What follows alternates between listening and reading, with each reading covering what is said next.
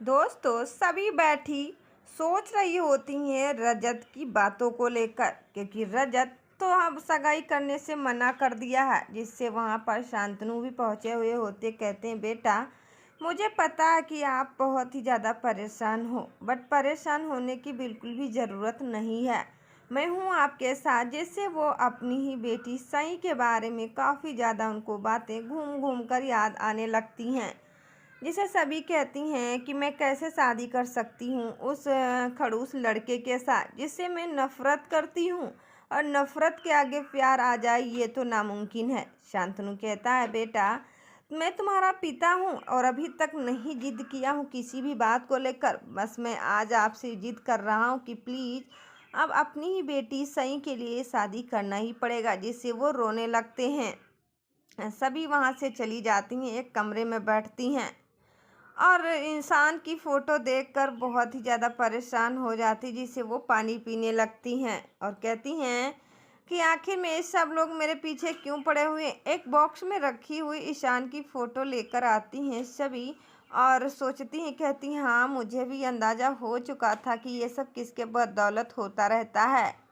सभी उस फोटो को बार बार घूमकर कहती हैं कि आखिर में बप्पा जी आप मेरे बारे में क्या सोचते हो, क्योंकि सभी उस खूट में अपनी ही बेटी की बात मानती हैं और कहती हैं कि आज से मैं कभी भी अलग नहीं हो सकती हूँ। सगाई नहीं हुई तो क्या हुआ, मैं उस खड़ूस के साथ शादी नहीं करने वाली हूँ और आप भी अंदाज़ा मत लगाइएगा। सभी इस बॉक्स से फ़ोटो निकाल कर देखती हैं, जब तक उनकी माँ आ जाती ईशा और कहती हैं बेटा, मुझे पता है कि आपको बहुत ही ज़्यादा तकलीफ़ हो रही है, बट आपको तकलीफ़ लेने की बिल्कुल भी ज़रूरत नहीं है, क्योंकि मैं हमेशा आपका साथ देते आई हूँ और आज भी दूंगी। बट आप ये सब क्या कर रही हो। सभी कहती हैं ईशान की फ़ोटो को लेकर, कहती हैं कि आप पापा जी क्या चाह रहे हो, जिससे मुझे वो फैसला चुनना होगा। जिससे वो फ़ोटो उड़कर जाता है, सभी की साड़ी पर गिर जाता है और उसी बांधी हुई खूंट में जो बात थी वो सुन लेती हैं। कहती हैं कि हमें लगता है कि हमारे पिता भी चाहते हैं कि मैं उसी लड़के से शादी करूं जिसकी वो बेटी सही है। यहाँ पर शांतनु और ठक्कर और रजत सभी सब लोग आए हुए होते हैं। रजत के पिताजी पानी पी रहे होते हैं। फिर भी जब चारों लोग एक पास इकट्ठा हो जाते हैं, सभी कहती हैं कि मैं शादी के लिए तैयार हूँ, बट मुझे शादी से पहले एक शर्त रखनी है। वो शर्त आपको मंजूर हो तो मैं शादी कर सकती हूँ, अगर नहीं मंजूर है तो मैं आपसे शादी नहीं कर सकती। रजत कहता, हाँ मुझे तो पता था कि आप कोई ना कोई शर्त जरूर रखोगी, आखिर में ऐसा क्या हो सकता है। शांतनु कहता है सभी से कि आप बताइए कि आपकी वो कौन सी शर्त है जिसे मुझे मंजूर है और वो शर्त निभाई जाएगी। रजत ये बात सुन लेते हैं और तुरंत खड़े हो जाते हैं। कहते हैं शादी ये मैं नहीं कर सकता हूँ। आखिर में रजत को गुस्सा आ जाता है। सभी कहती हैं इतना गिड़गिड़ाने की ज़रूरत नहीं है, मेरी बात पहले सुन लीजिएगा उसके बाद गिड़गिड़ाइएगा। जिसे सभी भी वहीं पर बात टू बात कहती रहती हैं। तब तक उनको चक्कर आने लगता है। रजत को कहते हैं कि ये सब क्या हो रहा है। शांतनु जी चुपचाप बैठे रहते हैं। सभी कहती हैं कि मैं शादी तो करूंगी, बट एक शर्त है कि मैं पहले अमन को जेल जाना होगा और अपनी शर्त कबूल करना होगा, तभी जाके मैं आपसे शादी करूंगी, वरना नहीं करूंगी। ये बात सुनकर शांतनु भी खड़े हो जाते हैं, मिस्टर ठक्कर भी, साथ में रजत। रजत कहता है कि ये शादी ना कभी हुई है और ना कभी हो पाएगी। अमन मेरा दोस्त है, मेरा भाई है, मैं उसे अरेस्ट नहीं करवा सकता हूँ क्योंकि वो मुलजिम नहीं है, वो गुनहगार नहीं है। आप ऐसा कैसे कह सकती हो। ये बात सुनकर हर रजत सभी से कह रहे होते हैं, मगर सभी कहती हैं कि अगर तुमको ये शर्त मंजूर है तो प्लीज़ आप शादी कर सकते हो मेरे से, अगर नहीं कबूल है तो कोई बात ही नहीं। रजत कहता है मिस्टर ठक्कर के सामने और शांतनु के सामने कि हाँ, मुझे आपसे शादी करने का कोई भी मतलब नहीं है और मैं शादी नहीं कर सकता और ना मैं अपने दोस्त को अमन को भेज सकता हूँ जेल। जिसे कहती तो ठीक है, कोई बात नहीं। चारों में काफ़ी ज़्यादा बहस हो रही होती है और वो बहस रजत और सभी ये ठक्कर और जो हैं शांतनु के बीच हो रही होती है। शांतनु कहते हैं ये सब क्या, मगर अमन छुप छुप कर सुन रहा होता है सभी की और रजत की बातें, जिससे वो वहाँ से निकलने की कोशिश करते हैं।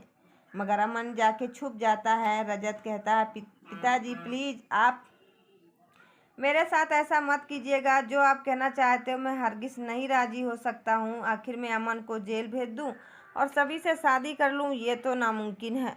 मैं शादी करने के लिए तैयार हूँ, बट अमन को जेल भेजने के लिए नहीं तैयार हूँ। ये बात सुनकर वहीं पर काफ़ी ज़्यादा बातें होने लगती हैं, मगर शांतनु चुप हो जाता है और कहता है, प्लीज़ आप मेरी बात मान लीजिएगा, आपका मैं पिता हूँ। तब तक ईशा मैम खाना बना रही होती हैं किचन में, मगर शांतनु और रजत की बात तो ख़त्म ही नहीं होती है, सिर्फ और सिर्फ शादी करने के लिए।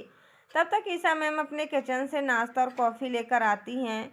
शांतनु के लिए कहती हैं, लो शादी होना होगा तो ज़रूर होगा, आप इसमें टेंशन क्यों ले रहे हो? टेंशन लेने की बिल्कुल भी ज़रूरत नहीं है।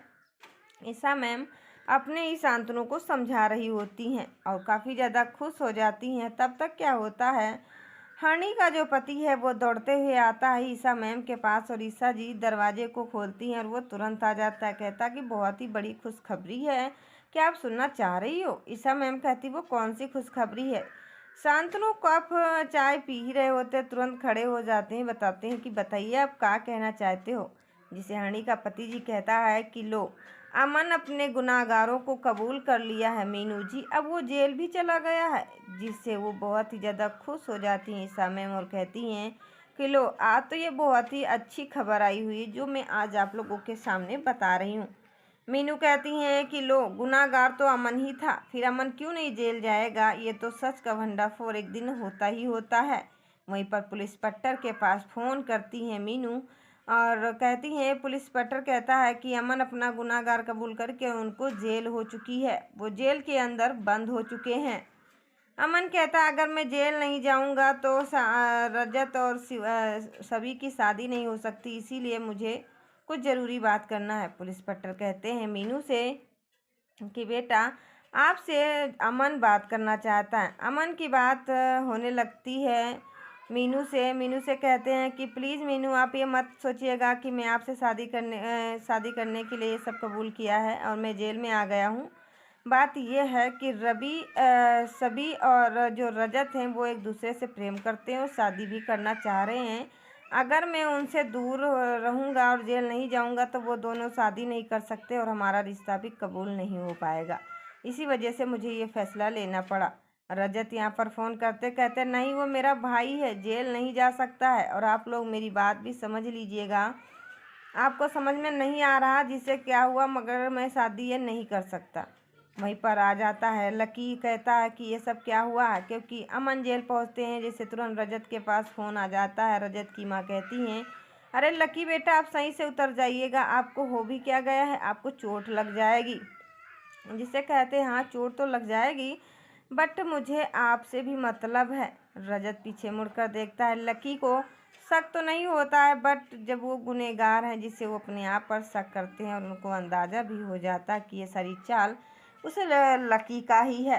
लकी कहता है कि अब तो मैं बहुत ही बड़े जाल में फंसने वाला हूँ। कहते हैं मिस्टर ठक्कर के सामने रजत कि चलो कोई बात नहीं, अमन जेल चला गया, मैं उसे छुड़ा लाऊंगा, बट आप जज साहब ये कबूल कर लेना कि वो गुनहगार जो है उसको इतनी कड़ी सज़ा देना जिससे वो कभी ज़िंदगी अपनी खुल के जी ना पाए। ये बात सुनकर लकी बहुत ही ज़्यादा परेशान हो जाते हैं और उनकी जो तारा हैं, उनकी माँ हैं रजत की, वो भी सोच में पड़ जाती हैं। ये बात सुनकर चुपचाप फ़ोन काट देते हैं रजत। तब तक वहीं पर पूरा परिवार इकट्ठा हो जाता है और कहते हैं शांतनु कि ये शादी तो होने जा रही है, सभी भी कबूल कर लिया, रजत भी कर लिया, मगर हाँ सुन लीजिएगा तारा, ये बात आस्का को पता नहीं चलनी चाहिए, नहीं तो आस्का शादी नहीं होने देगी और सही अपना प्यार नहीं पा पाएगी, इसीलिए प्लीज़ आप बिल्कुल भी मत बताइए। तब तक वो जाते हैं स्कूल सभी से मिलने के लिए। सभी अपने ही स्टडी रूम में बैठी हुई होती हैं और साथ में रजत भी। कहता है, इतना छोटा छोटा सामान है और बनती बहुत ही बड़ा, मेरा ऑफिस है, ये है वो, बहुत ही ज़्यादा बोलती रहती हैं। सभी कहती है, रजत ये बच्चों का है चेयर है, बल्कि आपकी बैठने वाली नहीं है। वो तो एक दूसरे के प्यार में खो जाते हैं और सभी और रजत में बात भी होने लगती है, जिसकी वजह से बहुत ही ज़्यादा सोच में पड़ जाती हैं, मगर फिर भी बात कहती हैं कि हाँ, मेरे से ये उम्मीद कभी भी मत रखना कि मैं आपको घुमाने ले जाऊंगा, रेस्टोरेंट ले जाऊंगा, पार्टी वगैरह ले जाऊंगा। हाँ, हस्बैंड का आपका बिल्कुल बहिष्कार नहीं दूंगी। तो सभी भी पहुंच जाती हैं कोर्ट और कहती मेरी शादी जल्द से जल्द करा दीजिएगा। मगर वहाँ पर आस्का भी पहुंची हुई होती हैं। तब तक जज साहब कहते हैं आपको हो क्या गया, शादी नहीं हो सकती आपकी। सभी कहती है अगर शादी नहीं हो पाएगी तो मैं सभी का प्यार भी नहीं पा पाऊंगी। तो दोस्तों, आपको क्या लगता है? वीडियो अच्छी लगी तो लाइक शेयर सब्सक्राइब जरूर कर लीजिएगा। धन्यवाद, bye bye, tata and take care. Hello दोस्तों, कैसे हो? तो आज बज चुका है दोपहर के 11 और मैं अभी खाना बनाकर आई हूँ और घर में बहुत ही ज़्यादा साफ़ सफाई भी करनी है क्योंकि दीपावली आने वाली है। और देख सकते हो यहाँ पर ये कपड़े बहुत सारे टांगे हुए हैं, इनको मैं फोल्ड करना है और कूलर भी चलाना, बट लाइट नहीं, मेरे को बहुत ही ज़्यादा गर्मी लग रही है। बट मुझे किसी प्रकार से साफ़ सफाई तो करनी ही पड़ेगी। और देख सकते हो मैं यहाँ पे बैठी हुई हूँ और आप लोगों से बातें कर रही हूँ। और आप लोगों को ये नहीं आता कि हाँ, वीडियो को लाइक कर दूँ, चैनल को सब्सक्राइब कर दूँ, बेल की घंटी भी दबा दूँ और ज़्यादा से ज़्यादा शेयर भी कर दूँ। ये तो आपको अंदाज़ा भी नहीं आता है। तो प्लीज़ ज़रूर लाइक से सब्सक्राइब करिएगा। तो मैं मिलते एक नई वीडियो के साथ, तब के लिए दोस्तों जय हिंद, वंदे मातरम, bye bye, tata and take care.